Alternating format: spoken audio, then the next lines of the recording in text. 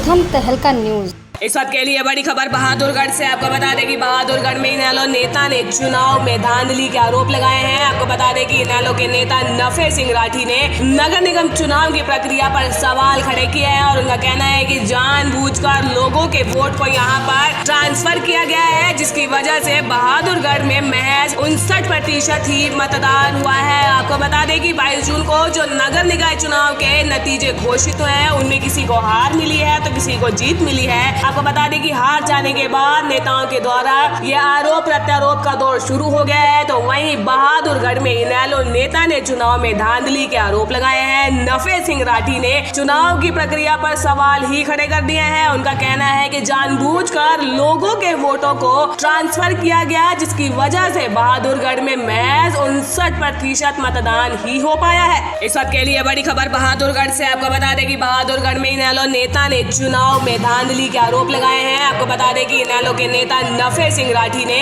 नगर निगम चुनाव की प्रक्रिया पर सवाल खड़े किए हैं और उनका कहना है कि जानबूझकर लोगों के वोट को यहां पर ट्रांसफर किया गया है, जिसकी वजह से बहादुरगढ़ में महज 59% ही मतदान हुआ है। आपको बता दें कि 22 जून को जो नगर निकाय चुनाव के नतीजे घोषित हुए हैं उनमें किसी को हार मिली है तो किसी को जीत मिली है। आपको बता दें कि हार जाने के बाद नेताओं के द्वारा ये आरोप प्रत्यारोप का दौर शुरू हो गया है। तो वहीं बहादुरगढ़ में इनेलो नेता ने चुनाव में धांधली के आरोप लगाए हैं। नफे सिंह राठी ने चुनाव की प्रक्रिया पर सवाल ही खड़े कर दिए हैं। उनका कहना है कि जानबूझकर लोगों के वोटों को ट्रांसफर किया गया, जिसकी वजह से बहादुरगढ़ में महज 59% मतदान ही हो पाया है। जी परिणाम आया है। जी परिणाम आया है, क्या क्या है?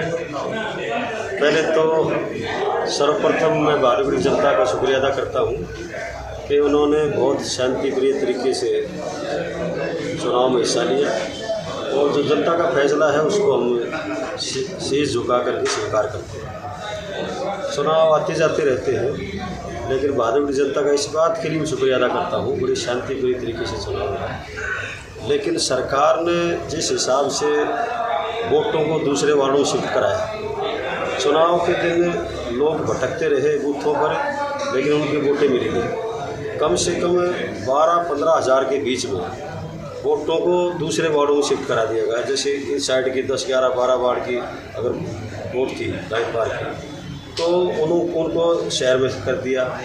फिर 4-6 वार्ड की वोट में गया था वहाँ सर्वे चुनाव वाले दिन, तो वहाँ एक आदमी मेरे से मिला, अंदर से आया, बेचारा दुखी होता हुआ कहने लगा भाई इतनी दूर से आया तो वोट मिली नहीं।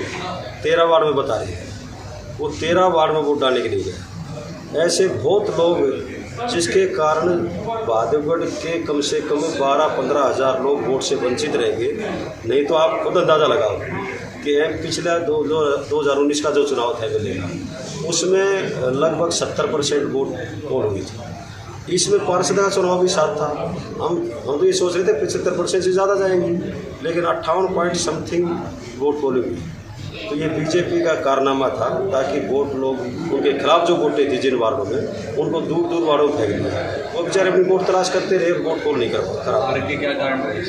जी हार के क्या कारण मानते हैं? हार के कारण देखो, वैसे तो बहादुरगढ़ के लोगों का फैसला है, हम उसको स्वीकार करते हैं, लेकिन जो जिस तरह से लगभग 12 से 15 हज़ार लोग वोट से वंचित रह गए, वो तकरीबन हमारी वोटें थी। और इन्होंने प्लानिंग के तहत, सरकार ने, बीजेपी के लोगों ने वो प्लानिंग के तहत दूसरे वार्डों में शिफ्ट कर दी। कट तो सकती नहीं थी, उसके लिए तो नोटिस देना पड़ता है, इसलिए उन्होंने दूसरे वार्डों में शिफ्ट कर दिया। जहाँ के वो वोटर थे जिस वार्ड के, उस बूथों में भी वोट नहीं मिली, इसलिए लोग धक्के खाते रहे और वोट परसेंटेज डाउन आकर के 58 पॉइंट समथिंग रहे। राठी साहब, कुछ राजनीतिक कारण हो सकते हैं, कुछ छोटी मोटी बात हो सकती है, लेकिन मेन बात तो ये कि भाई 2,500 के करीब हम वोट कम हमें मिली है।